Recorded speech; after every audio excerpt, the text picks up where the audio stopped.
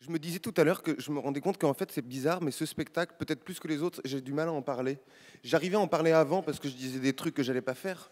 Mais maintenant que c'est fait, je trouve ça tellement banal, ce dont ça parle, que j'ai l'impression que je pourrais le dire en deux phrases. Alors je vais les dire. Et grosso modo, ça parle d'une histoire d'amour, enfin de la fin d'une histoire d'amour, quoi. C'est vraiment très banal, mais c'est très exceptionnel. C'est ça qui est marrant. C'est toujours exceptionnel pour les personnes qui les vivent. Et donc c'est un couple qui se sépare et se séparant, donc faisant s'effondrer leur histoire, leur vie commune, quoi, ce qu'ils avaient construit, font s'effondrer la maison qui l'habite.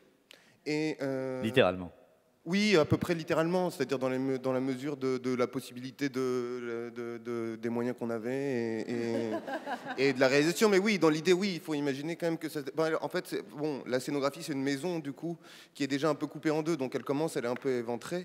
En même temps, on commence l'histoire au moment où ils sont déjà en train de se séparer, c'est donc que la maison avait déjà dû s'effondrer un peu avant. Et donc, voilà. Et donc, d'une certaine manière, la première partie de ce spectacle, c'est l'acte de l'effondrement de ce couple, et donc une partie de cette maison. Et derrière, c'est ce qui se passe. Ou plutôt ce qui se passe pas, plutôt ce qui s'imagine, quoi. C'est une sorte d'imagination de ce qui pourrait se passer pour eux qui n'arrivent pas pour autant. Parce que ce n'est pas réaliste, quoi. La particularité, peut-être je peux le dire quand même, c'est que je travaille depuis que je mets en scène avec la musique au centre. Donc c'est un spectacle qui est évidemment essentiellement, qui est très musical, quoi.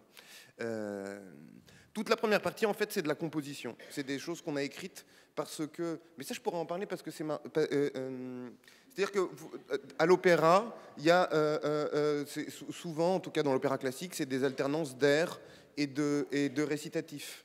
Le récitatif, c'est ce qui fait avancer l'action.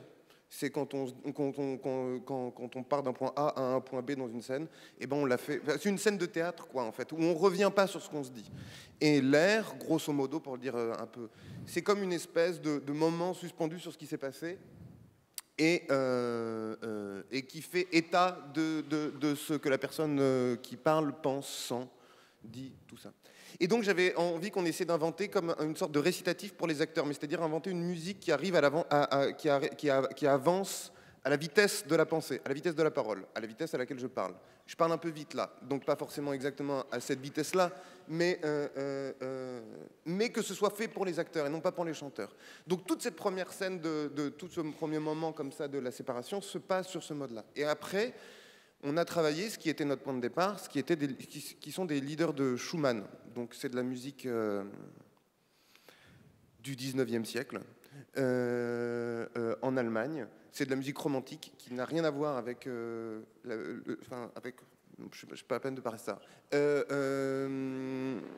C'est de la musique qui est écrite pour un piano et une voix, qui était chantée...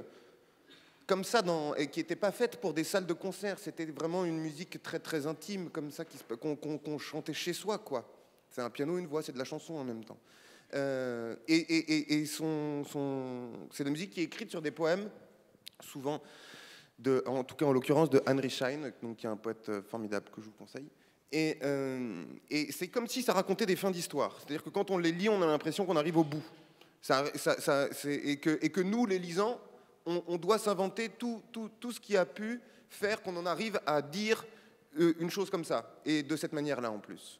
Donc aussi un des principes c'était de comment on fait, de considérer que leur fin, la fin de ces histoires, donc le début de cette musique, c'était le début de notre histoire. C'était de comment on pouvait essayer de construire une histoire à partir de la fin des précédentes. Voilà. Et c'est vachement...